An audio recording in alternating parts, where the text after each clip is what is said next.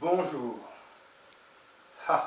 Bon, j'ai plus beaucoup de café, donc en fait je vais me lever et je vais me prendre un café parce que j'ai beaucoup de choses à dire aujourd'hui. Je reviens tout de suite.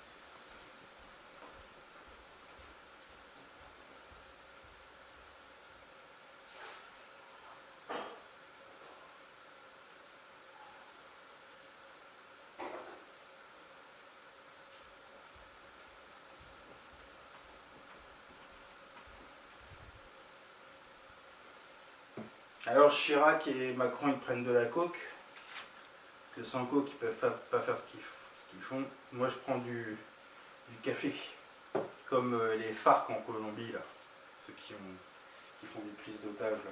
Ils boivent beaucoup de café je pense. Enfin, peut-être qu'ils prennent de la coke aussi, je sais pas. Bon. Bon, je crois que là on est quand même dans la merde, hein. On est grave dans la merde. Parce que je vous disais qu'il y avait un sondage qui disait que la gauche pesait dans les 40 ou 35% dans le pays. L'extrême droite a maintenant sa propre chaîne de télé que tout le monde peut voir, parce qu'avant avant le Front National, personne ne voulait l'inviter dans les médias dans les années 80. C'est Mitterrand qui a appelé les médias pour leur dire laissez-le passer à la télé, ce Mitterrand-là. Petit à petit, les journalistes lui répondaient à Le Pen, le titillaient, lui rentraient dedans, puis après petit à petit ils ont commencé à le laisser tranquillement dire ce qu'il voulait. Et maintenant c'est plus seulement ils sont invités, l'extrême droite est invitée dans les médias, l'extrême droite a sa propre chaîne de télé. Je ne sais pas si vous imaginez, l'extrême droite a sa propre chaîne de télé. Bon. Et la chaîne de télé, elle fait... la chaîne de télé, elle appartient au groupe Canal+. Donc, et maintenant, Canal+, c'est Bolloré. Donc, il y a des gens qui disent c'est dégueulasse ce que fait Israël aux Palestiniens, il faut boycotter Israël. Ok. Mais Israël, c'est loin. C'est à des centaines et des centaines de kilomètres. Nous, on est en France. Vous voulez pas boycotter Bolloré ? Il faudrait peut-être qu'on regarde toutes les entreprises qu'a Bolloré. Il faudrait peut-être que les gens convainquent leurs amis de se désabonner de Canal+. Non ? Je sais pas. Faire une campagne massive pour se désabonner de Canal+. Vous aimez le cinéma français ? Moi, franchement, le cinéma français, s'il disparaît, il ne manquera pas. Si c'est ça, si le prix à payer... Si le prix à payer pour avoir un cinéma français, c'est un patron qui finance CNews et l'extrême droite, je pense qu'on peut dire adieu au cinéma français. Si c'est ça le prix à payer. On est obligé de... Non. Et je voulais dire là, on est aussi avec des syndicats qui... Les dirigeants... qui n'organisent pas de résistance face au gouvernement. Alors eux, ils sont tout le temps réélus. C'est quand le prochain congrès de la CGT là ? C'est quand là ? Parce que Martinez, là, c'est quand le prochain congrès ? Quelqu'un peut me répondre ? Je sais que, en fait, moi je fais des vidéos, mais personne ne me répond. Personne ne me répond. Mais là, je disais il y a quelque temps qu'on va de défaite en défaite, mais même le CPE, c'est même pas une victoire du mouvement ouvrier. On dit oui, la dernière victoire du mouvement ouvrier, c'est le CPE. Mais c'est parce qu'on avait l'aide de Sarkozy. Sarkozy, il nous a aidé à gagner. Le chef de la police, Sarkozy, nous a aidé à gagner parce que c'était une manière de cramer Villepin pour les présidentielles de 2007. Donc il avait intérêt à ce que Villepin retire le CPE et cède. Donc on avait le soutien de Sarkozy derrière. Donc on n'a même pas gagné tout seul. C'est ça aussi qu'il faut voir. Donc en fait, la dernière victoire, c'est 95. La dernière grande victoire, c'est 95. Donc 95, vous imaginez ? Depuis... bon. Alors les révolutionnaires... bon. La France Insoumise, c'est pas révolutionnaire. Hein. Il y a beaucoup de monde, mais c'est pas révolutionnaire. Le Parti communiste, apparemment, il semblerait qu'il y a 100 000 personnes. Mais eux, ils sont pour retirer les droits aux musulmans. le Parti communiste a voté une loi qui dit qu'il ne faut pas dire que l'État est raciste. Il ne faut pas dire que l'État n'est pas raciste. Voilà. Donc maintenant, le boulot des antiracistes, c'est de prouver que l'État est raciste. Allez, tous ensemble, on va prouver que l'État est raciste. C'est pas... c'est ça qu'il faut faire. Il faut prouver qu'il est raciste. Bon. Et c'est pas... je disais aussi, c'est pas... il n'est pas raciste parce que la police tue 30 personnes par an.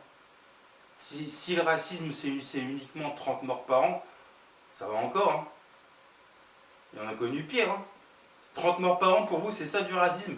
Les bavures policières, les 30 morts de la police chaque année, c'est ça le racisme. Arrêtez, vous me faites rire. Non, le racisme, c'est pire que ça. Vous êtes loin d'imaginer. Ouvrez les yeux. Le racisme, ça va plus loin que ces 30 morts. Hein. Faut arrêter de dire ACAB, ACAB, ACAB, comme des perroquets, là. Non, mais sérieux.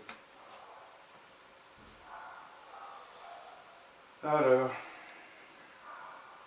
Non, je crois que bon, bah... Est-ce qu'on peut faire la révolution sans parti révolutionnaire? C'est ça aussi. Parce que la révolution russe, moi je veux bien qu'on fasse des blagues sur Lénine, Kronstadt, les anarchistes, la Commune de Paris. Mais on est en 2021. Maintenant, il y a Internet, il y a la voiture, il y a la télévision, il y a les satellites, on a été sur la Lune, il y a l'énergie nucléaire. Faudrait peut-être réfléchir dans son siècle, non? La Commune de Paris, ils ont eu le pouvoir combien de temps? Bon. C'est dommage qu'il n'y a pas un mec aussi intelligent que Karl Marx qui nous ponde un bouquin, mais sur maintenant. Bon, je vous conseille quand même de lire le bouquin de Hugo Paletta, La possibilité du fascisme. Je crois que ça, c'est la lecture du moment.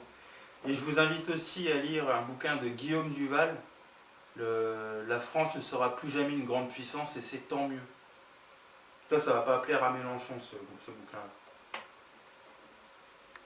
Bon, alors comment on fait la révolution sans parti révolutionnaire? Parce que les partis révolutionnaires, ils font 1%, c'est 2000, 3000 personnes. Ouais. Comment on fait? On n'a pas besoin de parti révolutionnaire pour faire la révolution? On fait la révolution sur Facebook et Netflix?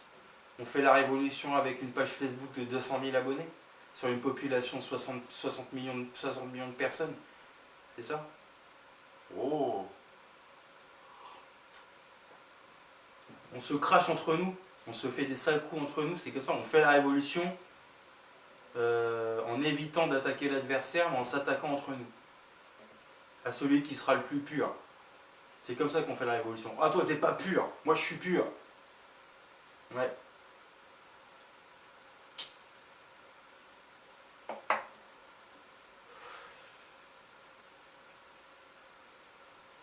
Soyons sérieux, on va pas prendre des guns. Hein. On va pas, vous pourriez pas vous battre avec des guns contre l'armée française si l'armée française décide de défendre le gouvernement.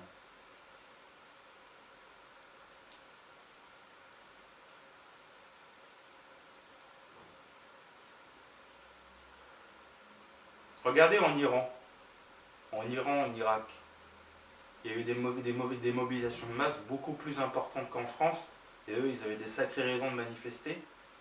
Il y a eu des centaines de morts, et le pouvoir est toujours là. Qu'est-ce qui vous fait dire que vous allez réussir à faire chuter le pouvoir alors qu'il a encore des sacrés moyens de vous calmer?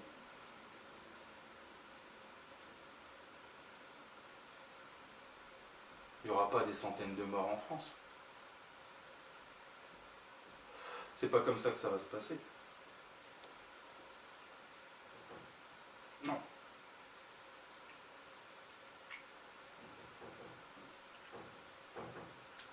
Vous voulez pas vous exiler en Inde? On pourrait aller vivre en Inde, ça se trouve il va y avoir la révolution en Inde. On apprend l'anglais, une langue hindoue, une langue au hasard, et puis on part vivre en Inde. Et on vit là-bas, et puis on vivra à notre aise. C'est un grand pays, là, on pourrait créer des communautés en Inde. Des communautés, parce que si le pays devient révolutionnaire vraiment, et qu'ils prennent le pouvoir, on pourrait vivre là-bas. Non? Et en plus, les pays du Sud, comme l'Inde ou la Chine, ils vivent beaucoup plus le réchauffement climatique que la France. Là, il y a eu 50 000 personnes pour sauver la planète et sauver le climat. Mais est-ce qu'il y a des manifestations quand il y a des catastrophes naturelles dans les pays du Sud? Est-ce que les jeunes gamins là, qui manifestent pour le climat, ils sont vraiment sincères? Est-ce qu'ils ont vraiment peur? Comment ça se fait qu'il n'y a pas de manifestation de masse dans les pays du Sud alors qu'eux, ils vivent vraiment le réchauffement climatique? Vous êtes posé la question? C'est quand même dans les pays du Sud qu'il y a vraiment le réchauffement climatique depuis des années, que ça se ressent vraiment. Ils ne font pas de manifestations de masse comme vous.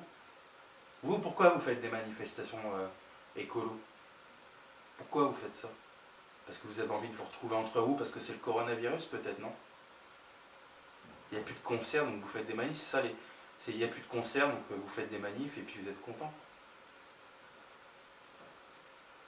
C'est votre manière de vous retrouver.